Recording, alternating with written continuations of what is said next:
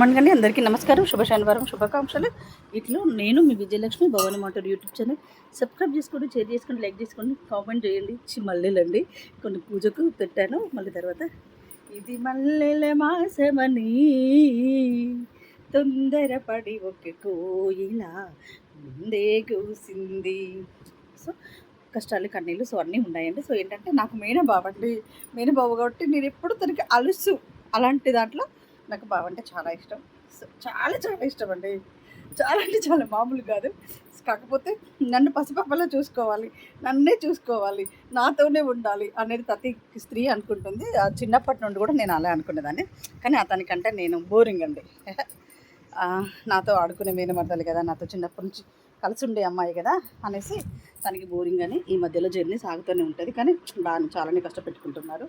మామూలు కష్టం కాదు. ఇది నా బ్లౌజ్ అండి. ఈ సారీ మీద బ్లౌజు ఇది నేను డిజైన్ చేశాను. కాకపోతే ఇది టైట్గా ఉంది, రావట్లేదు. దీన్ని మళ్ళీ ఒకసారి సెట్ చేసుకొని చాలా చక్కగా నీట్గా అలంకరించుకొని కట్టుకుంటాను. అప్పుడు మళ్ళీ మీకు చూపిస్తాను. ఇలాంటి బ్లౌజెస్ అండి. ఇది మోడల్, ఇది బ్లౌజెస్ దీనికి ఇలా పెట్టాను, అరేంజ్ చేసుకొని బాగానే ఉంది. కానీ ఇప్పుడు రావట్లేదు, టైట్గా ఉంది. నేను లావ్ అయిపోయాను. సో ఓకే, ఇలాంటి బ్లౌజెస్ అన్నీ నాకు ఈ విద్యనిచ్చినందుకు కళామ తల్లికి, సరస్వతి మాతకు శతకోటి వందనాలు. ఎందుకంటే ఇలా ఈ విద్య అనేది నాకు రాకపోతే ఈ డిజైన్ కూడా నేనే తీసుకుని, ఈ గుండెలు కూడా నేనే కట్టుకున్నాను, ఈ లైట్స్ కూడా నేనే వేశాను. రకరకాలుగా ఉంటుంది. ఈసారి చిన్నదిగా అయిపోయింది. సో దాన్ని పడేయడం ఇష్టం లేక చాలా వరకు ఇలా చేసుకుంటానని ఈ బ్లౌజ్ ఈ డిజైన్ అంతా నేనే వేశాను. ఎలా ఉందని కామెంట్ సెక్షన్లో కామెంట్ చేయండి. Thank you. అందరికీ నమస్తే.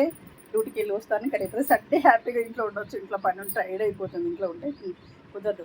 హ్యాపీగా ఆఫీస్కి వెళ్తే సెంట్రల్కి వెళ్ళి చల్లగా ఉంటుంది. సో ఏంటంటే నేను చెప్పాల్సింది ఏంటి అంటే, ప్రతి వాళ్ళు మన కష్టం మీద మనం ఆధారపడాలి. 1000 కంప్యూటర్ల బుర్రలు ఉంటాయి. ఒక బుర్రలో 1000 కంప్యూటర్లు ఉంటాయండి మన దగ్గర. మన 1000 కంప్యూటర్లను ఉంటుంది. కానీ వేరే వాళ్ళ కోసం ఎదురు చూస్తే వేరే వాళ్ళ కోసం పెడతారు అందరూ. అలా పెట్టకూడదు. మన కోసం మనం ఎలా ఎదగాలి, మనకేం లేదు, ఏదో సాధించుకోవాలి. ఎక్కడికి 1000 మందిలోకి వెళ్ళినా కూడా మెచ్చుకునే విధంగా మనకంటూ ఒక క్వాలిఫికేషన్స్ వచ్చే విధంగా మనం బతకాలి. దీపాలు కొండెక్కినాయి. పూజ చేసుకున్నాను. ఎవ్రీడే పూజ చేసుకోవడం నాకు చాలా ఇంకా బయటకు వెళ్తాను కదా. ఇప్పటి వరకు జరిగింది నాకు తెలుసు. బయటకు వెళ్తే ఏ కాలం ఎట్లుంటుందో, ఎలాంటి కాలం వచ్చి మీద పడుతుందో మనకు తెలియదు కదా. అలాంటి కాలానికి నన్ను సంరక్షించాలి భగవంతుడని ఎవ్రీడే పూజ చేసుకోవడం అండి. అవును, మరి 10 మందిలో తప్పకుండా రక్షణ కావాలి. మనం బాగానే ఉంటామండి. నేను బాగానే ఉంటాను. ఎందుకంటే ఒకరు జోలు నాకు వద్దు, పాపమో పుణ్యమో అనేసి నేను బాగానే ఉంటాను. ఎదుటి వాళ్ళు కూడా బాగుండాలి కదా. నన్ను ఓరువని వాళ్ళు ఎంతో ఉంటుందండి. 10 మందిలోకి వెళ్ళినామా, నువ్వు రాజు కూతురు కాదు, అక్కడ పనికి వెళ్ళావు, అది విషయం. అందుకోసమని మనం ఉండే తీరు, మనం ఉన్నా కూడా సమస్యలు కష్టాలు వచ్చి పడతాయి, అంతే కదా. అట్లాంటప్పుడు ధైర్యంగా ఉండాలి. నా ధైర్యం ఏంటంటే, నేను నా నిద్రలో కూడా ఒకరికి ద్రోహం చేసేది అట్లాంటిది లేదండి. నాకు ఎక్కువగా చాలా బాధ అనిపిస్తే వాళ్ళ గురించి దేవునికి చెప్పుకుంటాను. వాళ్ళు ఇలా చేస్తున్నారు, మీరే చూసుకోండి ప్రభు దేవుడా అని చెప్తాను, కోరుకుంటాను. కానీ నేను ఒకరికి అన్యాయం చేయలేదు, నాకు నచ్చదండి. స్వయంగా నేను అన్యాయం చేసింది లేదు.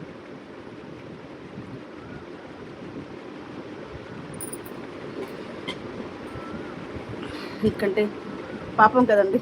ఒకరు ఎన్నో కష్టాలు పడి పైకి వస్తారు. నేను ఎన్ని కష్టాలు పడ్డానండి. చిన్నప్పుడు పెళ్ళైతే చదువు లేదు.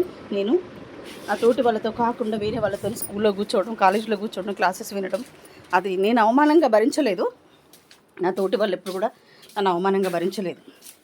నా కృతజ్ఞత భావం, నా మంచిని చూసి ఎవరు నన్ను హేళన చేయలేదు. కానీ అందరికీ ఇంత ఉండద్దా, కాలేజీకి వెళ్ళి చేసుకోవడం, చదువుకోవడం, 10 మందిలో నెగ్గి రావడం, రకరకాల బిహేవియర్స్ ఉంటారు. వాళ్ళకి ఏం లేకపోయినా మంచి దగ్గర ఎదుటి వాళ్ళు ఓర్వని వాళ్ళు ఉంటారు. అలాంటి తోలి నెగ్గి వచ్చి 10 రూపాయలు సంపాదించుకోవడమే జీవితం లక్ష్యం. అవును, మరి సంపాదన ఎందుకండి అందరూ తెచ్చిపెట్టి నన్ను గుండెలో పెట్టుకొని చూసుకొని, ఇంట్లో పెట్టుకొని చూసుకునే వాళ్ళు ఉన్న తర్వాత నేను బయటకు వెళ్ళి సంపాదించాల్సిన అవసరం నాకేమొచ్చిందండి. కానీ నాకు అట్లాంటి వడ్డించిన విస్తరి కాదు జీవితం. అందుకే పోరాటం. ఎందుకంటే ఏదో ఒకటి ఇవ్వాలి.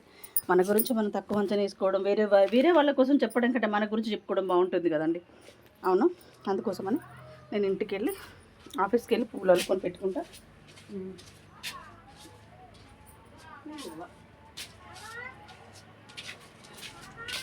ఆఫీస్కి వెళ్ళడం అంటేనే సగం పనులు అక్కడ పడేసి వెళ్తామండి, ఎందుకంటే అన్ని విధాలా చేసుకోవడానికి టైం ఉండదు.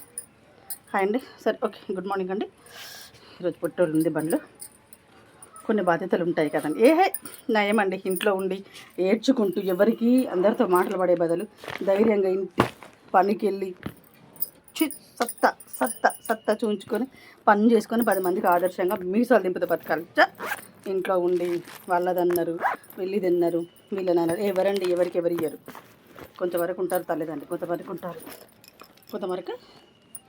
కొంతవరకు ఎవరు ఉంటారు, అత్తమ్మ అన్నదమ్ములు, ఎవరిది వాళ్ళకే ఉంటుంది. లేదా నీ విద్యో నీ బలమో నీ తెలివో నువ్వు చచ్చదాకుంటుంది కదా. వడ్డించిన ఇస్తారు కానప్పుడు కష్టపడే తత్వాన్ని నేర్చుకోవాలి, కష్టపడాలి. అన్నీ వదిలే ఎవరు ఎక్కడ పోతే నీకెందుకు, నీ కాలం తింది పూజ చేసుకో, దేవుణ్ణి వరమడుకో. అండి నేను బండి తీసుకొని ఇది నా బండి అండి, విజయలక్ష్మి TS 193184.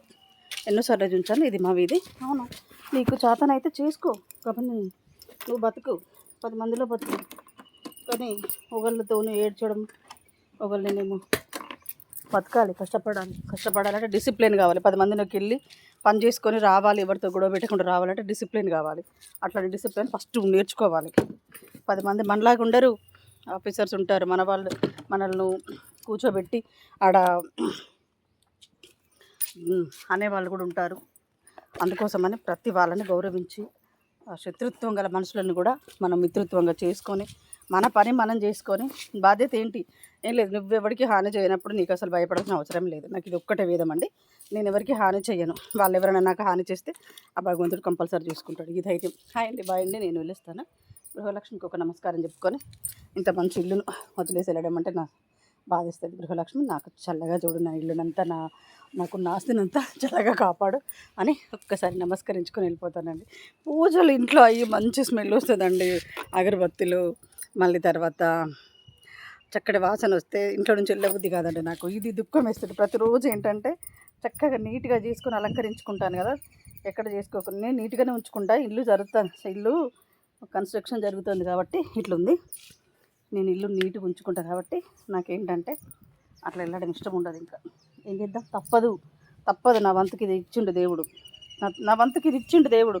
అబ్బాయిలాగా నేను చిన్నప్పటి నుంచి కూడా పోరాడేదాన్ని. ఒకరితో మాట్లాడబడే బదులు పని చేసుకున్నది నయం అని ఆ పని కూడా నాకు వచ్చేసింది. అండ్ హెల్మెట్ ఇలా ఉంది, ఇది ఇలా తయారు చేసుకున్నాను. ఒక పాప డ్రెస్ ఇది, ఇంత స్కార్ప్ కూడా తాగడట్లేదు. Hi good morning everyone, bye. ఇంకా డ్యూటీకి వెళ్ళిపోతున్నా. Love you so much.